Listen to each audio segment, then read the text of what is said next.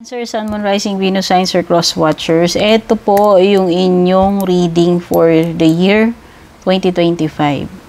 Ito yung pinaka-summary, kabuuan, ano man yung mga ma-encounter mo, mga paparating sa'yo, mga pwedeng mangyari ng year 2025. Maraming salamat, Cancer, sa iyong patuloy na pagsubaybay. Ako ay palaging grateful. Malaking tulong yung mga nag-like, follow, nag-subscribe, mga laging nag-share ng mga readings natin, nanonood, nagko-comment, nagla-like, no? Pati na rin yung mga nag-avail ng subscription membership, private readings, at yung hindi nag-i-skip ng mga ads natin. Private reading, tignan nyo na lang yung mga nakasulat sa description or sa pinakadulo, nandyan lahat ng details, link. Natag muna natin yung mga cards, no? So, meron ka ditong Capricorn energy. The end of a tough cycle approaches. Wow! Matatapos na yung mga paghihirap mo, or kung meron ka mang pinagdadaanan dyan o anumang proseso yan na napaka sa iyo, napaka challenging. Tingnan natin muna yung overall na energy or highlight, magiging pinaka theme or highlight or focus ng iyong 2025. Tayo ng isa.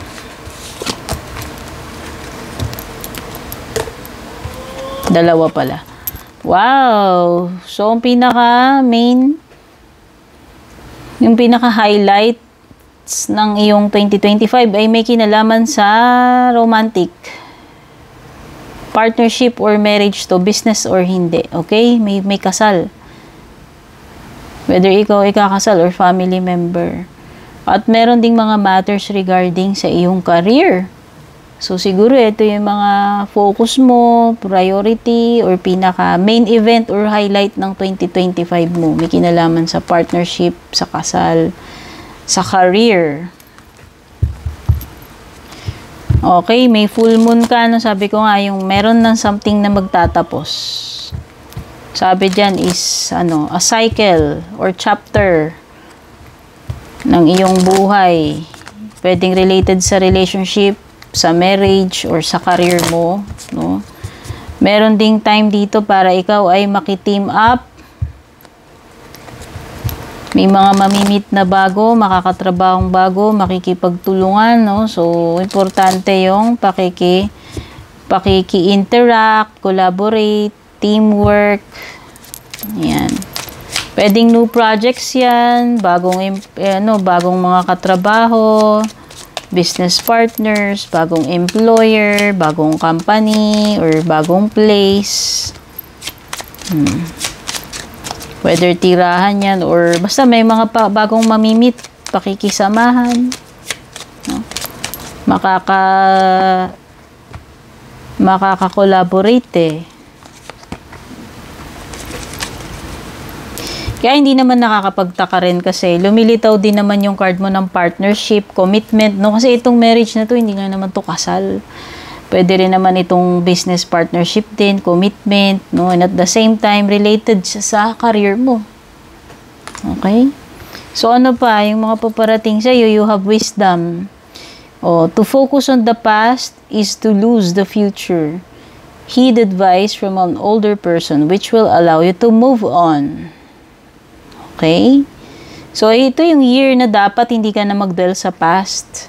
Pero meron pa ring tendency na yung iba sa inyo, na stuck kayo sa past, unless susundin mo daw itong payo na to. Kung merong importanteng payo dito from an older person, na yun yung makakatulong sa'yo para makapag-move on. Okay? May wisdom, ayan. Siguro may mga lessons learned, may mga wisdom ka na mapipick up sa taon na to. Para hindi mo ma-miss itong mga paparating na to sa iyong future, dapat let go mo na yung past na yan. Yan yung blockage, okay? Personal riches, small successes, wow! So, may mga success na naghihintay sa'yo ngayong 2025. Small successes are likely and bigger ones are on the way. My gosh! Hindi lang small, meron ding mga big ones. Kasunod na itong mga small ones na mga successes na yan. Finances could improve dramatically. So, magandang balita rin pagdating sa kaperahan sa kabuhayan mo. Kasi mag-i-improve daw yung finances. But, iiwasan mo yung mga get-rich schemes, yung mga easy money. Okay? Alam nyo na yan. So, tingnan pa natin. Ano pa? Yung mga ibang paparating sa iyo.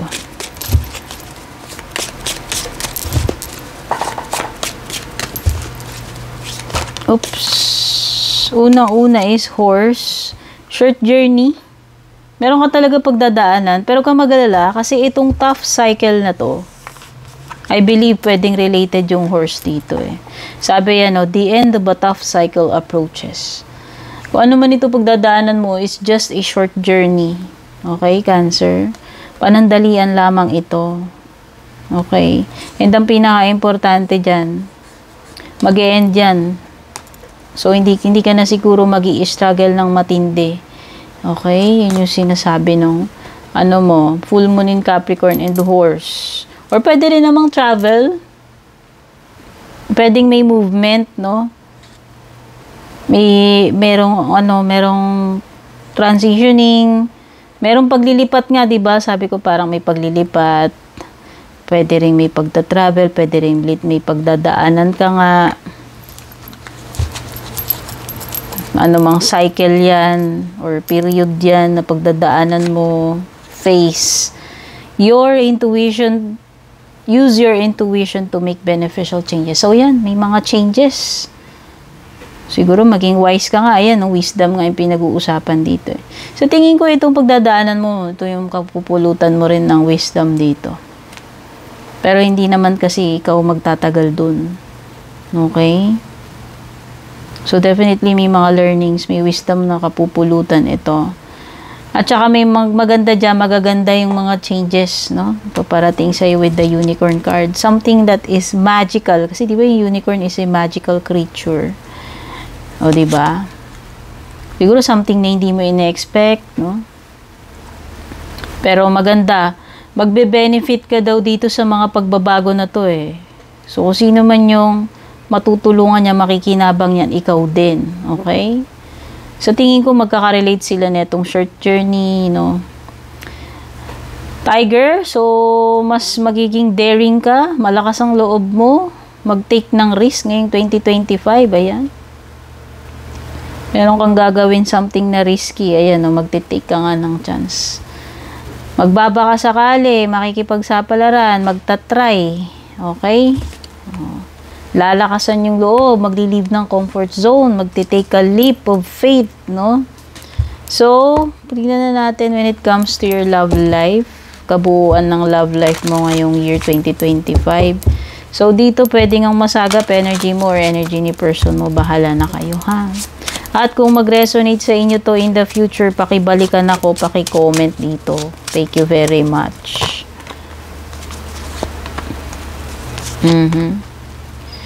So, nakikita ko nga lang dito, pwedeng merong problema. Kasi, magkakaroon ng dishonesty. So, may tendency na magkaroon kayo ng problema ni person mo. O, meron ditong magsisinungaling. At mukhang hindi kayo magiging happy sa kung ano yung patutunguhan ng relationship ninyo ngayong 2025. Ayan unsatisfied. Pwedeng merong mga hindi magandang nangyayari, may mga pagkukulang or pagkakamali, kalokohan, ayan na nga, may dishonesty. Siguro isang malaking factor ito bakit ikaw hindi magiging happy, disappointed, frustrated, or matatabangan, no? I wasn't happy the way things were going. So, sa tingin ko nga, mukhang hindi maganda yung magiging direksyon or patutunguhan ng connection ninyo. Pero for some of you, makaka-experience kayo ng love. At yung bonding na hindi basta-basta madaling sirain. Ayan, our love is always there despite the distance. So, pwedeng iba baka maka-encounter kayo ng LDR, pero solid, ano? Kahit na hindi kayo magkasama nitong person na to is, hindi kayo basta-basta maghihiwalay. Okay? Pwedeng ano, serious yan, or ano, committed. Committed kayo sa isa't isa. So, tignan pa natin ano yung ibang messages sa'yo gamit yung ating tarot cards.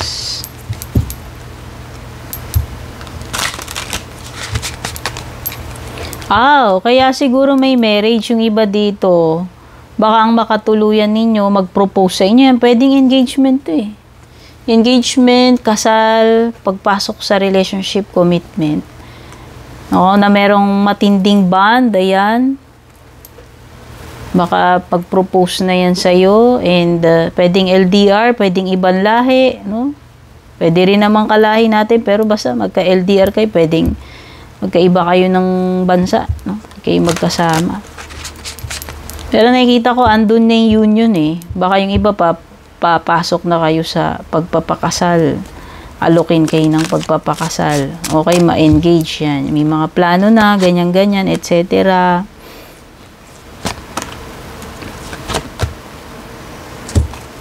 Sa bottom ng deck mo is Queen of Swords. So, yung mga signs na meron dito, may Capricorn, may Earth sign, no?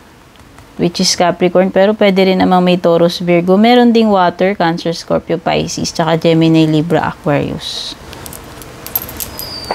So, nakikita ko yung iba dito, kung kayo ay creative, mahahanap ninyo yung swerte ninyo or success ninyo sa pagiging creative. Ayan. Or baka magsimula kayo ng something na hobby na related sa arts, crafts, basta something na kayo, gifted kayo dun, no? May pagka-creative siguro kayo. So, nakikita ko dito is persistence, no? Na nagfo-focus ka dito talaga kung ano man itong pagkakaabalahan mo. Magfo-focus ka dyan eh. Andyan, ibubuhos mo yung focus mo, yung discipline mo. Something na gusto mong ma-perfect, makumpleto. Ayan. Pwedeng iba dito, baka yung iba mag-aral kayo, o meron kayong ma-acquire na mga bagong skills, may mga bago kayong matututunan. Basta nakikita ko na magiging dedicated ka, focused, disciplined dito sa iyong gagawin, sa gusto mong ma-achieve. Andyan nga yung creativity, craft, no? Skills. So, basta meron kayong pagkakaabalahan, whether work yan, hobby, whatever, no? Na pagtutuunan ninyo ng inyong skills, ng energy ninyo, focus ninyo, aaralin ninyo, something din na na-enjoy ninyo. Ayan. And at the same time, natututo ka rin, na hone mo yung skills mo or na-upgrade mo yung skills mo. Wow, nakikita ko na magiging happy ka, satisfied ka overall itong year ng 2025. Kasi nakita mo naman 9 of Cups. So, maaaring ang meron kang ma-achieve, makuha na hiling. Kasi ito'y parang wish fulfillment. Basta, ikaw ay magiging fulfilled, happy, contented, blessed ngayong 2025. Okay? Kung ano man ang sinasabi nitong card na to, ito ay card ng satisfaction, contentment, gratification. Sabi ko nga, wish come true, pleasure, and abundance. Lahat nandito na eh. Okay? So, kung ano man yung mga wini-wish mo, yung mga gusto mong mangyari, itong 2025, no, asahan mo yan, Cancer, na mafu-fulfill mo yan. Mafu-fulfill yan para sa iyo. And kung i-relate natin siya, kasi marriage yung overall theme mo eh, tsaka career, highlight mo. So, pwedeng itong fulfillment na to, wish come true na to, is related pagdating sa romantic, dyan sa jowa, or business, partnership, or sa career mo. Something na inaasam-asam mo na yun yung talagang ipagkakaloob sa'yo or mangyayari. Okay, mapufulfill nga, 'di ba? Ace of Swords is unlocking something, ayan. Nakikita mo may susi yung shell na ulo niya. May matututunan kang bago. Pwedeng skill, pwedeng wisdom. Sabi ko nga, meron kang something na masosolve with the Ace of Swords, no? Alam naman natin na Ace of Swords is also related sa breakthrough. Sabihin na natin, merong something na madidiscover ka. Ano pa? Masosolve. Basta dagdag kaalaman, experience, wisdom, something na mabubuksan, ayan, no? May maa-unlock kung ano man itong nakalock na ito, no? Kumbaga, para ka na rin nagle-level up dito or meron kang bagong discovery kung ano man ito. This is a strong yes card, no? So, matatapos na nga yung tough cycle kasi ito ay breakthrough. Ano man yung mga tough cycle na yan na ma-encounter mo, masusurvive mo yan with the Ace of Swords. Makakahanap ka ng solution pa rin. Okay? May mga cycle na mabibreak dito May mga bagay na masusolve. Okay? So, tignan na natin yung pinaka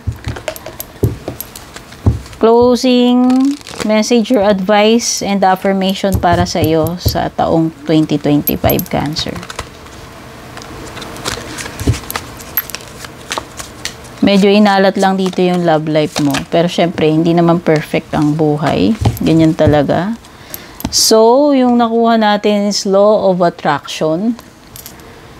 Law of Attraction, by keeping your mind and actions positive, the people who surround you and the situations you are in will attract the best surprises.